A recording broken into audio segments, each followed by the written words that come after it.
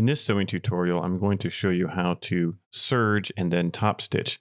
Notice that this is already stitched together. This is common with woven fabrics and when you want more strength in your serged seam.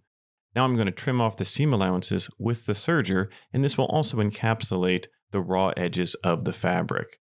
I'll sew straight along at my desired width for the finish. Once again, when using a serger, make sure you pull the chain far out and cut enough of the chain to stay on the fabric and some by the serger. Now, when we unfold this, notice that we have the original stitching, just like a plain seam, but now we have the serger finishing off the edges. Then we can go back to the regular sewing machine and we're going to stitch this down.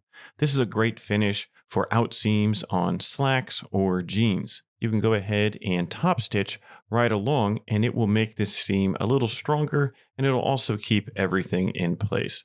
Stitch a bit, then backstitch, then go straight down. It's important that you go straight along the edge. That way the stitching looks straight and is not wonky and wobbly. Backstitch, then lift your needle and trim any excess threads.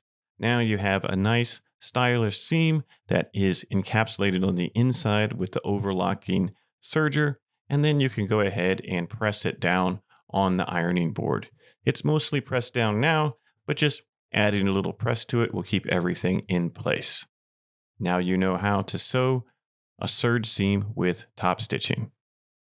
Happy sewing!